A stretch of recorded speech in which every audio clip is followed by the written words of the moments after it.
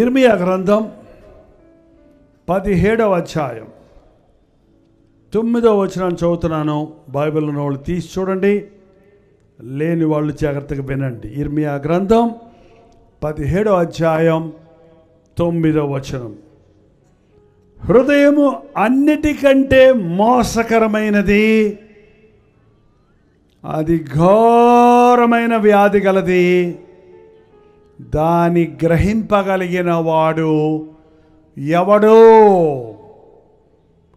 హృదయము అన్నిటికంటే మోసకరమైనది, అది ఘోరమైన వ్యాధి గలది, దాన్ని తెలుసుకునేవాడు ఎవడో.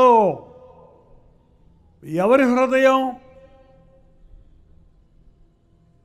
ఈ లోకంలో గొడవలు, కోర్టు కేసులు, దెబ్బలాటలు, అల్లర్లు, భేదాలు, విభేదాలు, సమస్యలు, చిక్కులు, బాధలు, హత్యలు, మానభంగాలు, అక్రమాలు, కుంభకోణాలు, మోసాలు, అన్యాయాలు, ఇవన్నీ ఎక్కడి నుంచి ఉత్పత్తి అవుతున్నాయో తెలుసా? ఇవి ఏ దేశం నుండి ఇంపోర్ట్ అవటం లేదు, ఇది ఏ ఫ్యాక్టరీలో నుంచి బయటికి రావటం లేదు. ఈ చెడుగంతా ఎక్కడి నుంచి వస్తుంది? మనిషి హృదయంలో నుంచి వస్తుందండి. దేవుడు చెడుగు చేయలేదు. దేవుడు నడులను యథార్థవంతులుగా సృష్టించాడు. కానీ వారు వివిధమైన తంత్రాలు కల్పించుకున్నారు.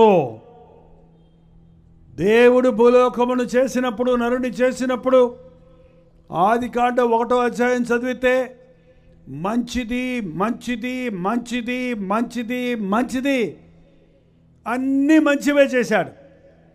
మానవుణ్ణి మరి మంచిగా చేశాడు. మరి మంచి చెడుగా ఎలాగయింది? సాతాను విత్తిన విత్తనం వలన, సాతాను మోసం వలన ఆదాము హవ్వలు స్థలమిచ్చి హృదయాన్ని పాడు చేసుకున్నారు. అప్పటి నుంచి మనుషుడి హృదయం ఉత్పత్తి చేస్తుంది. టొబాకో కంపెనీ ఉంది కదండి మనకు దగ్గరలో.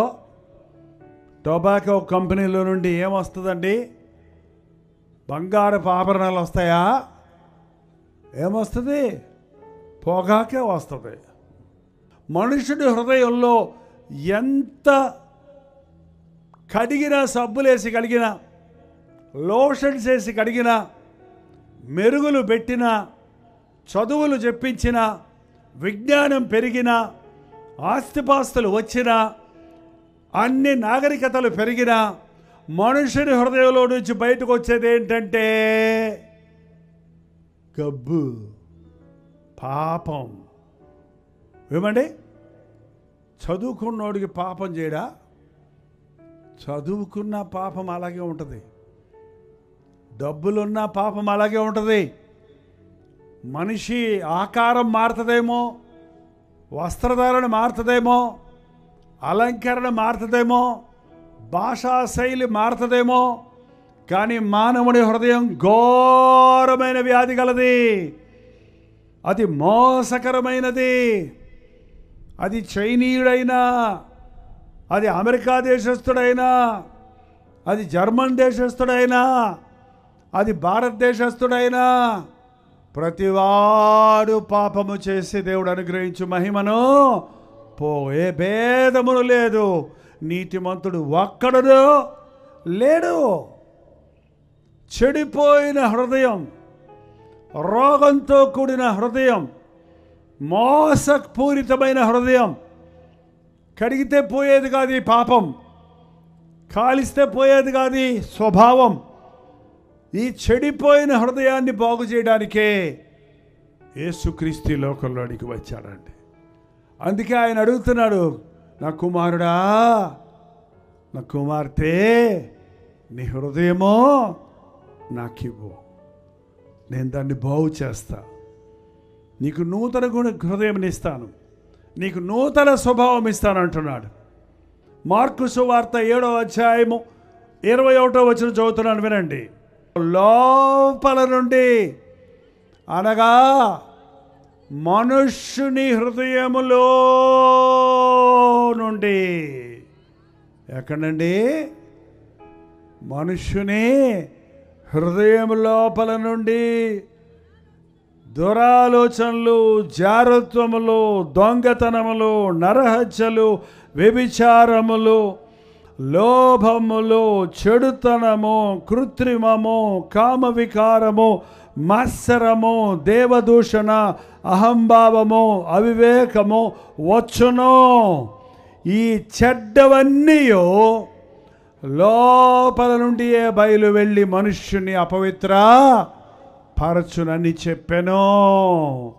పెద్ద లిస్ట్ ఉంది, 13 విషయాలు ఉన్నాయి అక్కడ.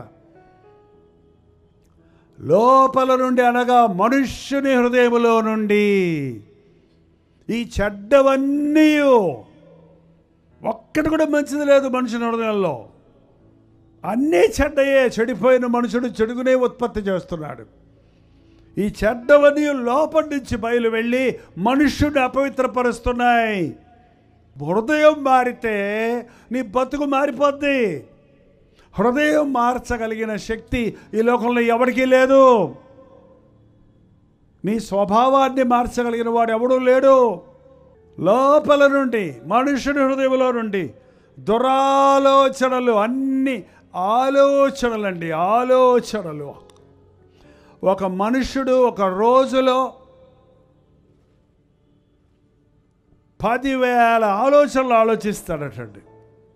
ఎన్ని ఆలోచనలు? ఒక రోజులో 10,000 ఆలోచనలు వస్తాయంట. మీకు ఎప్పుడన్నా మీ ఆలోచనలు ఏంటో గమనించారో తెలియదు. మీరు కూర్చున్నప్పుడు, మీరు ఒక మనిషిని చూస్తున్నప్పుడు, మీరు ఒక వస్తువు చూసినప్పుడు మీకు తెలియకుండానే మీలో ఆలోచనలు గోబూచలాడుతూ ఉంటాయి. ఒక వ్యక్తిని చూడగానే, వాళ్ళు కట్టుకున్న బట్టలు చూడగానే, అబ్బా ఇది భలే ఉందే, పెద్ద చూపించుకోవడానికి వచ్చింది, నేను కట్టుకుంటే ఇంకెంత అందంగా ఉంటాను, భలే వస్తుంటాయి కొంతమందికి. వాచ్ పెట్టుకున్నాను చూసి, ఆ వాచ్ నేను పెట్టుకుంటే ఎట్టుంటో తెలుసా? ఏ మొహం నువ్వు అంత ఖరీదైన వాచ్ పెట్టు, నీ మొహానికి కాళ్ళలేదు పో. అన్ని నెగిటివ్, వ్యతిరేకమైన తలంపులే. ఈ రోజుల్లో ఒక మంచి ఆలోచన కలిగిన మనిషి లేడండి. ఒక వ్యక్తిని గురించి తప్పైన ఆలోచనలే. యవనస్తులు ఈ రోజున అమ్మాయిని చూడగానే గుర్రాల్లాగా సకిలిస్తారంట. ఎట్లండి? శారీర సంబంధమైన ఆలోచనలు, వ్యభిచారపు ఆలోచనలు. ఒక ఆయన వచ్చి పశ్చాత్తాపడి, అయ్యా ప్రార్థన చేయండి, దేవుడు నన్ను క్షమిస్తాడా? మాకు చాలా కాలం పిల్లలు లేకపోతే ప్రభువుని ప్రార్థన చేసుకుంటే నా భార్య గర్భవతి అయింది. నేను నిన్న ఒక అమ్మాయిని చూసి, ఏమైనా భార్య అయితే బాగుండేదే అనే ఆలోచన వచ్చిందండి. ఇంటికి వచ్చేటప్పటికి నా భార్య ఏడుస్తుంది. నా ఆలోచన తెలిసిపోయిందేమో అని నేను భయపడ్డా. ఎందుకమ్మా ఏడుస్తున్నావంటే, నాకు గర్భస్రావం అయిపోయిందండి. అదేంటి తిరిగి దానికి సంబంధం ఏంటి అనుకున్నాను. కానీ నా దురాలోచనలు చోటిచ్చిన మూలన దేవుడి ప్రణాళికలు నేను చెడగొట్టుకున్నాను. చాలాసార్లు నీ ఆలోచనలు నీకు శాపాన్ని తీసుకొని వస్తున్నాయి. నీకు మేలు కలగకపోవడానికి నీ హృదయ స్థితే కారణం. దురాలోచనలు, కోపంతో కూడిన ఆలోచనలు, పగ సాధించే ఆలోచనలు, కక్ష సాధించే ఆలోచనలు. నీ ఆలోచనలు నీవు అదుపులో పెట్టుకోగలవా? చెడ్డ ఆలోచనలు, తప్పుడైన ఆలోచనలు నీకు వచ్చినప్పుడు, దేవా ఈ ఆలోచనల మీద నాకు జయము దయచేయి అని నువ్వు ప్రార్థించగలిగితే నువ్వు ఆధ్యాత్మిక స్థితిలో ఉన్నట్టు అర్థం. అంటే నీ ఆలోచనలు ఏమై ఉన్నాయో అదే నీ నిజమైన వ్యక్తిత్వం. నీవు ప్రేమ కలిగిన ఆలోచనలు కలిగి ఉంటే, పరిశుద్ధమైన ఆలోచనలు కలిగి ఉంటే, నీ హృదయం శుద్ధిగా ఉందని అర్థం. క్రీస్తు రక్తములో కడగబడ్డప్పుడు మాత్రమే అలాంటి ఆలోచన మనం కలిగి ఉంటాం. హృదయములో నుండి, లోపల నుండి అనగా మనుషుల హృదయములో నుండి దురాలోచనలు, ఇంకేముందో చూడండి ఒకసారి చూద్దాం. జారత్వములు. ఎంతోమంది యవ్వనస్తులు జారత్వానికి చోటిస్తున్నారు. ప్రపంచంలో లెక్కలు కడుతున్నారు. పెళ్ళికి ముందే ఈరోజు సగటు యవ్వనస్తులు వారి కన్యత్వాన్ని పోగొట్టుకుంటున్నారు. వారి పరిశుద్ధతను పోగొట్టుకుంటున్నారు. పరిశుద్ధ వివాహం అని పెళ్లి కార్డు మీద ఉంటుందే కానీ అది అప్పటికే అపరిశుద్ధమైపోయింది. జారత్వము నుండి దూరముగా పారిపో. యవ్వన కాలం అనేది జీవితంలో ఒక్కసారే వస్తుంది.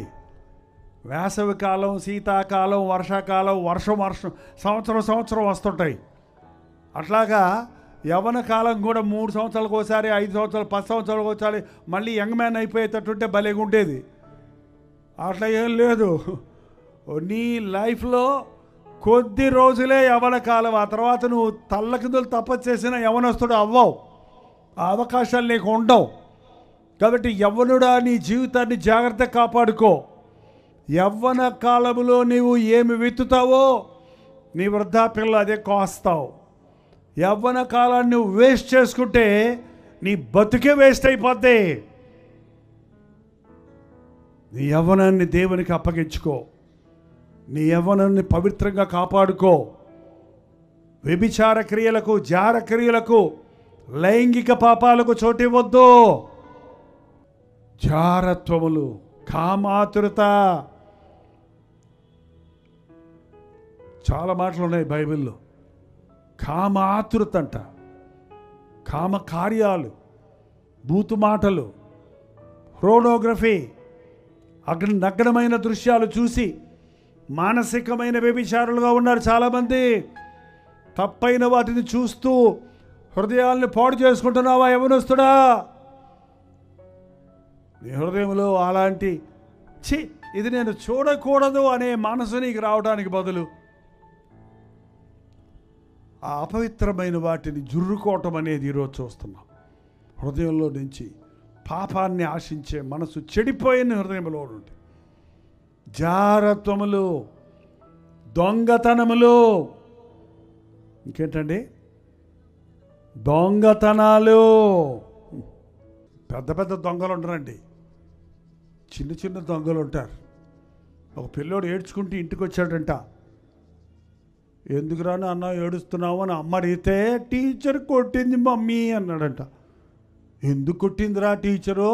మీ నాన్న వచ్చాక చెబుతాముండు, రేపు వెళ్ళి అడుగుదాముండు అంటే అంతలో వాళ్ళ నాన్న వచ్చాడు. చూడండి, మన అబ్బాయిని టీచర్ కొట్టిందంట. ఆ టీచర్లు కొట్టొద్దా? కొట్టని టీచర్లు, కొట్టని తిట్టని తండ్రులు కావాలంటే ఇప్పుడు పిల్లలకి. ఎందుకు పనికి వస్తారు వీళ్ళు? ఏంటంటే, శిక్షాదండన బెత్తము వాడని వాడు తన కుమారునికి విరోధి. బాలుని హృదయంలో నుండి మూఢత్వము స్వాభావికముగా వచ్చును, శిక్షాదండనము వాడిని సరిచేయును. ఎందుకు కొట్టిందిరా టీచర్ అడిగితే, పక్కోడి పెన్సిల్ దొంగతనం చేశానని టీచర్ కొట్టింది డాడీ అన్నాడంట. అరే బుద్ధి లేనోడా, నేను ఆఫీసు నుంచి తెచ్చిన పెన్సిళ్ళు బోర్డు ఉన్నాయి కదా సొరుగులో, ఆఫీసు నుంచి దొంగిలించిన అనలేదులేండి, నేను ఆఫీసు నుంచి తెచ్చిన పెన్సిళ్ళు చాలా ఉన్నాయి కదా, ఎందుకు దొంగతనం చేసావురా బుద్ధి లేనోడా అంటున్నాడంట. ఇప్పుడు ఈయన బుద్ధి లేనోడా, ఆయన బుద్ధి లేనోడా? ఈయన దొంగ, ఆయన దొంగ. ఈయన చిన్న దొంగ అయితే ఆయన పెద్ద ఆఫీస్ దొంగ. ఏంటండి, ఎంతమంది ఈ రోజున గడ్డి తిని బుద్ధి చెప్పేవాళ్ళుగా ఉంటారు. మనస్సాక్షి పనిచేయదు. నీది కాంది ఏదైనా నువ్వు తీసుకుంటే అది దొంగతనమే. నువ్వు అడగకుండా ఎవరి దగ్గర ఏం తీసుకున్నా అది దొంగతనమే. యేసయ్య ప్రేమ కలిగిన వాడు తనకున్నదాన్ని ఇవ్వాలని ఇష్టపడతాడు, కానీ వాడికి ఉన్నది తీసుకోవాలని ఆశపడ్డు. చెడిపోయిన హృదయం తారుమారైపోయింది. మనం పరిశుద్ధంగా ఉండాలని దేవుడు కోరుకుంటే పాపాన్ని కోరుకునే వారిగా మారిపోయాం. ప్రేమ చూపించే వారిగా ఉండాలని దేవుడు మనల్ని సృష్టిస్తే అసూయను, ద్వేషాన్ని విత్తుతున్నాం. జార కార్యాలు, నీ దేహము దేవుని కొరకు ఇవ్వబడింది, నీకు వేశ్యల కొరకు ఇవ్వబడలేదు. జారత్వానికి దూరంగా పారిపో. మనుషుడు చేయు ప్రతి పాపము దేహానికి వెలుపల ఉంది, కానీ జారత్వము చేయవాడు కేవలము బుద్ధిశూన్యుడు. తన సొంత శరీరానికి హానికరంగా పాపం చేసుకుంటున్నాడు. అలాంటి యవనస్తుల్ని గమనిస్తే వాళ్ళు చదువులో రాణించరండి. వాళ్ళు కాన్సన్ట్రేషన్ ఉండదు, చంచల మనసు అయిపోద్ది. వాళ్ళు చదువుతో ఇది చదువుతారు, అది చదువుతారు, అక్కడ ఉద్యోగం అంటారు, ఇక్కడ ఉద్యోగం అంటారు. గమనించడండి, 30 ఏళ్ళు వచ్చినా 40 ఏళ్ళు వచ్చినా పనికి పోడండి. పెళ్ళైనా కూడా పనికి పోడండి మా ఆయన, ఉద్యోగం చేయడండి మా ఆయన. ఎప్పుడు ఏందో అక్కడ అంటాడు, ఇక్కడ అంటాడు, ఇక్కడ అంటాడు. నేనే కష్టపడి పిల్లలు పెంచుతాను. ఎంతమంది తల్లులు చెప్తున్నారో తెలుసా? నీ యవ్వనాన్ని పాడు చేసుకున్నావు, నీ కుటుంబ జీవితంలో దాని ఫలితాన్ని అనుభవిస్తున్నావు. దొంగ బుద్ధి నువ్వు చేస్తే అదే జీన్స్ అంటారు చూడండి. మనం ఏం చేస్తామో అది మన పిల్లల్లోనికి ఆటోమేటిక్గా వచ్చేస్తుంది, క్రీస్తు రక్తంలో కడగబడకపోతే. దొంగతనములు, నరహత్యలు. పూర్వము కుక్కకి కాలుకి దెబ్బ తగిలితే, మనం వేసిన రాయికి కుక్కగా కాలు దెబ్బ తగిలి రక్తం కారుతుంటే అయ్యయ్యో ఏదో అది పోద్దని రాయేసాని కాలు ఇరిగిందే దానికని బాధపడేవారండి. ఇప్పుడు కషాయాళ్ళ కంటే అధ్వానంగా మనుషుడు అవతల వాడి రాళ్లతో, రప్పలతో, కత్తులతో పొడిచి రక్త బడుగులో గిలగిల కొట్టుకుంటుంటే జాలి దయ లేని వారిగా ఉండటం మనం చూస్తున్నామండి. నరహత్య చేయవద్దని విన్నారు కదా. నేను మీతో చెప్పినదేమనగా, నీ సహోదరుని చూచి ద్రోహి అనువాడు నరకాగ్నికి పాత్రుడు. నరహత్యలు, దొంగతనాలు, వ్యభిచారములు, లోభములు. లోభము అంటే దురాశ అండి. ఈ వడ్డీ వ్యాపారాలు చేస్తున్నారు చూడండి. చాలామంది ప్రొఫెషనల్ వడ్డీ వ్యాపారస్తులు ఉంటారు. కొంతమంది స్త్రీలు కూడా వడ్డీకి ఇచ్చి వాళ్ళ దగ్గర ఎవరికో అప్పిచ్చాడంటే వాళ్ళకు డబ్బులు లేక కష్టాల్లో ఉన్నారు. వాళ్ళకి సహాయం చేయి, అప్పిచ్చేదబ్బ కానీ అప్పు చేయమన్నాడు ప్రభు. కానీ వాడికి ఇచ్చి కొంచెం ఇచ్చి వాడు మళ్ళీ వడ్డీతో పాటు జలగలగా గుంజుకుంటే అది ఏంది? అది లోభం కాదా? స్వార్థం కాదా? లాభం. స్వార్థపరుడు, దొంగలు, మోసగాండ్రు, అబద్ధికులు, వ్యభిచారులు, ఇవన్నీ ఆలోచనలు వస్తున్నాయి. లోభములు, చెడుతనములు, చెడ్డ పనులు చేయటంలో మనుషుడు ఎగిరెగిరి పడుతున్నాడండి. ఇంతకుముందు గొప్ప కార్యం ఏదైనా చేస్తే సంతోషించేవాడు. ఈరోజు చెడ్డ కార్యాలయందు తాము సిగ్గుపడవలసిన విషయాలలో ఆశ్చర్యపడుతున్నారు. చెడుతనాలు, ఇంకా పెద్ద లిస్ట్ ఉందండి. కృత్రిమము. ఏంటంట? కృత్రిమము. మనిషిలాగా బతకడండి, మనిషి జంతువులాగా బతకాలని ఆశ. మన దుబాయ్ మీటింగ్కి వెళ్తే అక్కడ ఒక ఆయన ఈ పక్క అంతా గుండు గీసుకున్నాడు. ఇక్కడేమో ఇలా జుట్టు పెట్టుకున్నాడు. దానికి చిలక రంగులలాగా 5-6 రంగులు వేసుకున్నాడు. ఈ చెవులకి పోగులు పెట్టుకున్నాడు. ఈ చేతులకి ఏందేందో వేసుకున్నాడు. ఇది ఎదుర మనిషా, పశువా, పక్షా, ఆడ, మగ, ఏం అర్థం కావట్లా. అది ఏంటంటే స్టైలు. ఏంటంటే కృత్రిమం. ఏదో వింతగా చెయ్యాలి, కొత్తగా చెయ్యాలి. ఏంటంటే ఎంత వికృతమైన డ్రెస్సులు వేస్తున్నారు ఇవాళ పిల్లలు. యవనస్తులు ఎలాంటి వేషధారణ వేస్తున్నారో చూస్తే ఆ హెయిర్ కట్కు ఎన్ని స్టైల్లో ఈ రోజున. ఏదో పుల్లొచ్చి గోకేసినట్టు చెప్తే కోపం వస్తుంది కొంతమందికి. అరే మంచిగుంది కదా, ఎందుకు అలా చేసుకున్నావయ్యా? లేదన్నా ఇది ట్రెండ్ అన్నా, ట్రెండ్. ఏ ట్రెండ్ రా బాబు? కృత్రిమం. మనిషిని ఎలా చేయాలో దేవుడు చక్కగా చేశాడండి. చక్కగా చేశాడు దేవుడు, సమస్తం చక్కగా చేశాడు మనల్ని. దాన్ని మనం పెంచుకోలేము, దాన్ని మనం పాడు చేయకూడదు. పురుషుడు పురుషుడిలాగా బ్రతకాలి, స్త్రీ స్త్రీలాగా బ్రతకాలి. కానీ కృత్రిమాలు, దానికి ఫ్యాషన్. కృత్రిమాలు, కామ వికారము.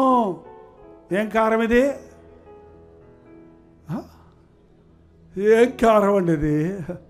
ఉపకారం చేయండి రా అంటే ఉపకారాలు చేయరు, అపకారాలు చేస్తారు. ఏంటండి? కామ వికారం. ఆ ఎకిలి ఆశాలు, ఆ ఎకిలి మాటలు, సకిలింపులు, ఈలలు, కళ్ళు కొట్టుకోవటాలు, ఇవన్నీ ఏంటి? ఏమన్నా పక్షవాతం వచ్చిందా? కొత్త రకం జబ్బు ఏమన్నా వచ్చిందా? అలా మెరుగే తిరిగిపోతాడంటే ఏంటండి?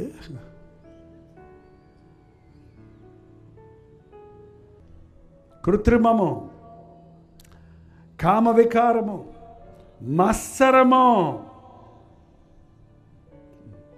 మత్సరం అంటే అసూయ, ఓరవలేనితనం.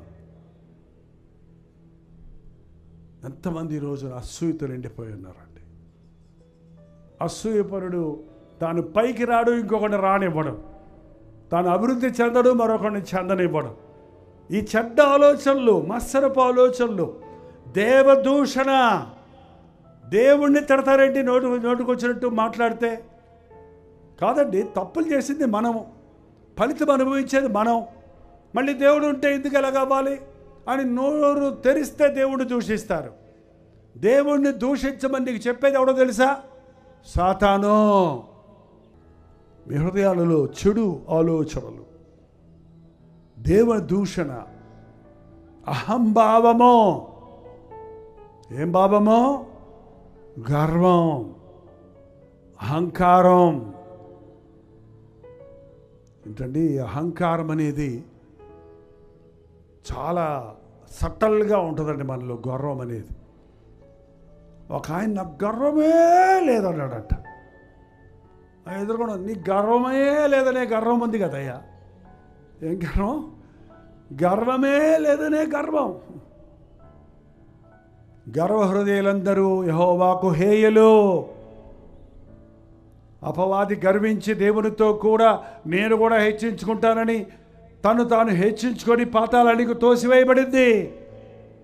అందుకే దేవుడు గర్విష్ఠులను అసహించుకుంటున్నాడు, దీనులను కృప చూపిస్తున్నాడు. మీ మనసులో గర్వానికి చోటు ఇవ్వకండి. ఎగిరెగిరి పడేవాడు ఎప్పటికైనా పడక తప్పదండి. తగ్గించుకునేవాడు హెచ్చించబడతాడు, హెచ్చించుకునేవాడు తగ్గించబడతాడు. ఇవన్నీ హృదయంలో ప్రారంభిస్తున్నాయి. నీ ఆలోచనలో వచ్చినప్పుడే వీటిని నీవు ప్రభు దగ్గర తీసుకొస్తే నీకు విడుదల ఉందండి. ఇంకొక మాట ఉంది, అహంభావము, అవివేకము, అజ్ఞానం. మనుషుడు చాలా తెలివిగలవాడు అనుకుంటున్నాడు, దేవుని కంటే తెలివిగలవాడు అనుకుంటున్నాడు. దేవుడికి లెక్క దేవుణ్ణి ఎదిరించేవాడు ఉన్నాడండి. దేవుడికి చెప్పి నీతులు చెప్పేవాడు ఉన్నాడు. దేవుడు ఇలా చేసి ఉండకూడదు, అలా చేసి ఉండకూడదు అని ఏంటో ఇష్టం వచ్చినట్టుగా దేవుడిని విమర్శించే వాళ్ళని ఈ రోజుల్లో ఎక్కువగా చూస్తున్నాం. దేవుడు లేడనే వాళ్ళని చూస్తూ ఉన్నాం. ఇవన్నీ మూర్ఖపు హృదయంలో నుండి, చెడిపోయిన హృదయంలో నుండి వచ్చాయి. మీలో ఏమన్నా ఉన్నాయా? దురాలోచనలు, జారత్వములు, కామాతురతలు, నరహత్యలు, లోభములు, వ్యభిచారములు, చెడుతనము, కృత్రిమము, కామ వికారము, మత్సరము, దేవదూషణ, అహంభావము, అవివేకమనే చెడ్డవన్నీ లోపలి నుంచి వస్తున్నాయి. హృదయం అన్నిటికంటే మోసకరమైనది, అది ఘోరమైన వ్యాధి కలిగినది. ఒక చిన్న వ్యాధి లక్షణాలు నీలో కనబడగానే పరుగు నువ్వు డాక్టర్ దగ్గరికి వెళ్తున్నావా లేదా? జ్వరం రాగానే దానికి మాత్ర వేసుకుంటున్నావా లేదా? మరి నీ గుండె రోగంతో ఉందండి, నీ హృదయం చెడిపోయి కుళ్ళిపోయి గబ్బు కొడుతుంది. నువ్వు ఎప్పుడైనా పరమ వైద్యుడి దగ్గరికి వెళ్ళి హృదయం చెడిపోయిందయ్యా, చెడ్డ ఆలోచనలు వస్తున్నాయ్యా, తప్పుడు నిర్ణయాలు చేస్తున్నానయ్యా, తప్పైన వాటిని ఆశిస్తున్నానయ్యా, పాపంలో ఇరుక్కుపోతున్నానయ్యా, యేసయ్యా నా హృదయాన్ని బాగు చేయ్యా అని ఎప్పుడైనా ప్రార్థన చేసావా? ఈ రోజున నీ హృదయం ఎలాంటి హృదయంతో ఇక్కడికి వచ్చారో కానీ మన హృదయంలో ఉన్న చెడుగు తీసేసి నీకు మేలైన తలంపులు, ప్రేమతో నీ హృదయం నింపాలని, సత్యాన్ని ప్రేమించే వ్యక్తిగా, త్యాగం కలిగిన వ్యక్తిగా, పరిశుద్ధతను ప్రేమించే వ్యక్తిగా, సహనం కలిగిన వ్యక్తిగా, దేవుని సారూప్యంలోనికి మనల్ని మార్చడానికి ఈ సభలండి. పరిశుద్ధాత్ముడు మన మధ్యలో సంచరిస్తున్నాడు. ఇప్పటికే నీ శరీరాన్ని అపవిత్రపరుచుకున్నావేమో, నీ శరీరాన్ని వ్యభిచార క్రియలకు ఇచ్చావేమో, త్రాగుడు, స్మోకింగ్ వంటి దురభ్యాసాలకు బానిసై చెడగొట్టుకుంటున్నావేమో, నీ ఆరోగ్యాన్ని పాడు చేసుకున్నావేమో, అసూయతో నిండిపోయి, స్వలాభంతో నిండిపోయి, ధనాశతో నిండిపోయి, అన్ని మోసాల్లో చిక్కుకుపోయి బాధలో ఉన్నావేమో, కుట్రలు పడుతూ కృంగిపోతూ ఉన్నావేమో. ఈ రాత్రి యేసయ్యకు నీ హృదయం ఇస్తే కొత్త హృదయం నేను ఇస్తాను, మేలైన హృదయం నీకు ఇస్తాను. క్రైస్తవుడు జీవితంలో మార్పు చెందాలంటే అది హృదయం మార్పు పొందాలంటే, హృదయం అన్నిటికంటే మోసకరమైనది, అది ఘోరమైన హృదయం కలిగింది, హృదయ వ్యాధి కలిగింది.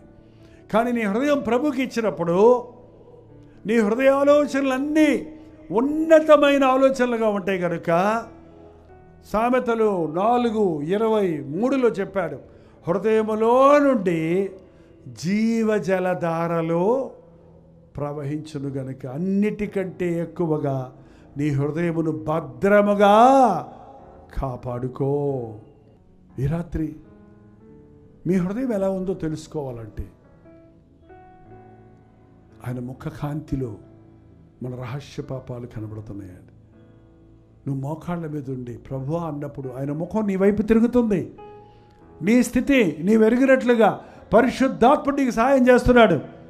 మన పాపములను మనము ఒప్పుకొనిన ఎడల పెనాల్టీ కట్టాల్సిన పని లేదు, డబ్బులు కట్టాల్సిన పని లేదు, ఆచారాలు పాటించాల్సిన పని లేదు. నీ పాపమును నీ ఒప్పుకున్న మరుక్షణం ఆయన నమ్మదగిన వాడు, నీతిమంతుడు కనుక ప్రతి దుర్నీతి నుండి ఆయన మనల్ని పవిత్రులుగా చేస్తాడు. యేసుక్రీస్తు రక్తము ప్రతి పాపము నుండి మనల్ని పవిత్రపరుస్తుంది. కొద్దిసేపు మనం ప్రార్థన చేయబోతున్నాం. ఈ ప్రార్థన సమయం నీ హృదయం శుద్ధీకరించబడే సమయం కాబట్టి ఎవ్వరూ మధ్యలో లేచి వెళ్ళొద్దండి. మీరు అందరూ మోకరించగలిగిన వాళ్ళు మోకరించవచ్చు, నిలబడగలిగిన వాళ్ళు నిలబడండి. కూర్చోటం ప్రార్థన సమయంలో అంత మంచిది కాదు. కానీ మీరు వృద్ధులై ఉంటే, బలహీనులై ఉంటే, అనారోగ్యంగా ఉంటే, మీరు ఏ భంగిమలో ఉన్నప్పటికీ యేసయ్య మీ హృదయాన్ని చూస్తున్నాడు కాబట్టి నోరు తెరిచి మీరు వాక్యం వింటుండగా మీ మనస్సాక్షి గుచ్చుకొని ఉంటే నాకు ఈ తప్పుంది, ఇలాంటి ఆలోచనలు ఉన్నాయి అనేది మీరు గ్రహించి ఉంటే ఆ విషయం ప్రభు సన్నిధిలో నోరు తెరిచి చెప్పాలండి. ఒప్పుకోవాలి. మనసులో అనుకుంటే సరిపోదు, ఒప్పుకోవాలి. హృదయంలో విశ్వసించి నోరుతో ఒప్పుకుంటే రక్షించబడతావు అన్నాడు ప్రభు. కాబట్టి నోరు తెరవండి, మీ స్థితిని దేవునితో చెప్పండి. ఆయన ఆకాశమందు ఉన్నప్పటికీ, ఆకాశ మహాకాశాల్లో ఉన్నప్పటికీ నీ ప్రార్థన వినగలిగిన వాడు, నీ ప్రార్థన విని నిన్ను కనికరిస్తాడు ఆయన, నీ ప్రార్థన విని నీకు జవాబిస్తాడు ఆయన. మీరెక్కడున్నప్పటికీ కళ్ళు మూసుకొని ప్రార్థనలు ఏకీభవించండి.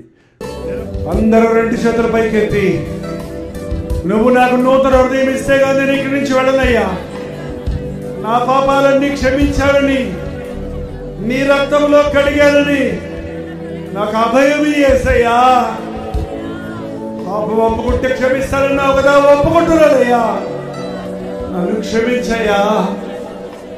నా దురాలోచన నుండి, నా జాగ్రత్తల నుండి, నా కామాతృత నుండి, నా దొంగ బుద్ధి నుండి, నా నీచ గుణముల నుండి నన్ను విడిపించినైనా ఎన్నోసార్లు నిన్ను దూషించానయ్యా, నన్ను క్షమించయ్యా. ఎన్నోసార్లు అహంభావంతో అపవాదికి చోటించానయ్యా, నన్ను క్షమించినయ్యా. నాకు శుద్ధ హృదయం కావాలయ్యా, నాకు ప్రేమ హృదయం కావాలయ్యా, నాకు క్రీస్తు మనసు కావాలయ్యా. నీలా బ్రతకాలేసయ్యా, నీ ప్రేమ నాకు కావాలయ్యా. నీలో ఉన్న త్యాగం నాలో ఇతరులు చూడాలయ్యా. నీలో ఉన్న పరిశుద్ధత నీలో ప్రతిబింబించాలయ్యా. నీ నామాన్ని ధరించిన నేను, నీ బిడ్డలని చెప్పుకునే నేను నీ వలే మారునట్లు ఇప్పుడే పరిశుద్ధాత్మతో నన్ను అభిషేకించమన్నాయనా. నోరు తెరిచి ప్రార్థన చేయండి. 2 చేతులు పైకెత్తి ప్రభు కృప కొరకు వేడుకోండి. పరిశుద్ధుడా, ప్రేమ గల తండ్రి, ఒక్కసారి మా వైపు చూడయ్యా. ఘోరమైన హృదయమయ్యా, మోసకరమైన హృదయమయ్యా, చెడిపోయిన హృదయంతోనే బతుకుతున్నాం. మళ్ళీ మళ్ళీ పడి లేసేవారిగానే ఉన్నామే కానీ నీవిచ్చిన నూతన హృదయం, నూతన స్వభావాన్ని ఈ రాత్రి మేమందరం పొందుకోవాలని ఆశపడుతున్నామయ్యా. పనికిమాలిన ఆలోచనల నుండి, పనికిమాలిన క్రియల నుండి, సాతాను సంబంధమైన ఉచ్చులు చిక్కుల నుండి ఈ రాత్రి నజరేయుడైన యేసుక్రీస్తు నామములో విడుదల చేయించున్నాము నాయనా. ధూమపానానికి, మద్యపానానికి బానిసలైన వారు ఇదే వారికి చివరి రాత్రిగా మరి ఎన్నడూ వాటి జోలికి పోకుండా విడుదల దయచేయమయ్యా. చెడుతనాన్ని ప్రేమించేవారిగా, ప్రోనోగ్రఫీని ప్రేమించేవారిగా, అశ్లీల దృశ్యాల యందు ఆనందించేవారిగా, లోకములో శరీర ఇచ్చలకు, లోకాశలకు చోటించిన వారిగా, అపవిత్రులుగా ఉన్న వారిని ఈ సమయంలో నజరేయుడైన యేసుక్రీస్తు నామములో విడుదల చేయించున్నాము నాయనా. నీ రక్తములో వారిని శుద్ధులుగా చేసి హిమమోలే వారిని తెల్లగా చేయము నాయనా. అవిశ్వాసానికి చోటించి అహంభావముతో కూడి దేవదూషణ చేస్తూ తమ్ము తామే నిందించుకుంటూ అపవాది చేతులలో నలిగిపోతున్న వారిని సమయంలో నజరేయుడైన యేసుక్రీస్తు నామములో విడుదల చేయించున్నామయ్యా. మా పాపం వల్ల తెచ్చుకున్న వ్యాధులు, నిందలు, అవమానములు, అనారోగ్యములను ఆనాడే కలువరి శిలువలో నీవు భరించి ఉన్నావు కనుక నీవు పొందిన దెబ్బల ద్వారా ఉన్న స్వస్థత, నీవు చిందించిన రక్తధారలలో ఉన్న విడుదల ఈ రాత్రి ఆవరణలో ఉన్న ఈ లైవ్ లో వీక్షిస్తున్న ప్రతి ఒక్కరి మీదను ప్రోక్షిస్తున్నామయ్యా. నా యేసయ్య నన్ను ముట్టాడు, నా అంతరంగంలో మార్పు కలిగింది, పరిశుద్ధాత్ముడు నన్ను తాకాడు అన్న అనుభవాలతో ఇక్కడి నుంచి వెళ్ళడానికి సహాయం చేయము. పాపం జోలికి పోక ప్రభు సాక్షులుగా బ్రతుకున్నట్లు మా హృదయ సింహాసనం మీద నీవు అధిష్ఠినుడివై నీకిష్టలుగా మేము నడిచినట్లు మా మీద దృష్టి ఉంచి మాకు ఆలోచన చెప్పయ్యా. నీ అడుగు జనాల్ని వెంబడించి నీ రాజ్య వారసులు మా వరకు ఈ ఆవరణలో ఉన్న ఒక్కొక్కరిని విడిచిపెట్టొద్దేసయ్యా. సౌండ్ సిస్టమ్ ద్వారా వింటున్న వారు, లైవ్ లో వీక్షిస్తున్న వారు, ఇళ్లలో కూర్చొని వింటున్న వారు, ఎక్కడెక్కడ ఎవరున్నారో నీవు బాగా ఎరుగుదవు కనుక ఎవరి గుండెల్లో ఏ దిగులుందో, ఏ గుబులుందో, ఏ బాధ ఉందో, ఏ మురికుందో, ఏ పాపముందో హృదయాంతరేంద్రియాలను పరిశీలించే నీవు సమస్త పెరిగిన వాడిగా ఉన్నావు కనుక మమ్మల్ని శిక్షించడానికి కాక క్షమించడానికే వచ్చావు. మమ్మల్ని దండించడానికి కాక దరి చేర్చుకోవడానికే వచ్చావు కనుక అయ్యా నీ కౌగిల్లోనికి చేర్చుకో అయ్యా. నీ గుండెలకు హత్తుకో అయ్యా. మా కన్నీటిని తుడిచిన దేవా, మా హృదయాలను శుద్ధీకరించే యేసయ్యా. వ్యక్తిగతంగా ప్రతి ఒక్కరూ వారి అనుభూతిని రాత్రి పొంది వెళ్ళుటకు నీ కొరకు జ్వాలలుగా, అగ్ని జ్వాలలుగా ప్రజ్వలించుటకు, పరిశుద్ధులుగా జీవించి ప్రభువును మహిమపరచుటకు మా ఒక్కొక్కరికి నీ సహాయం చేయమని యేసు క్రీస్తు నామములో అడుగుచున్నాము తండ్రి. మన తండ్రి అయిన దేవుని యొక్క ప్రేమయు, కుమారుడైన క్రీస్తు యొక్క కృపయు, ఆదరణకర్త అయిన పరిశుద్ధాత్మ యొక్క సహవాసమును కూడి వచ్చిన మనందరికీ, లైవ్లో వీక్షిస్తున్న వారికి ఇప్పుడును సదాకాలమును తోడై ఉండను గాక. ఆమేన్, ఆమేన్, ఆమేన్.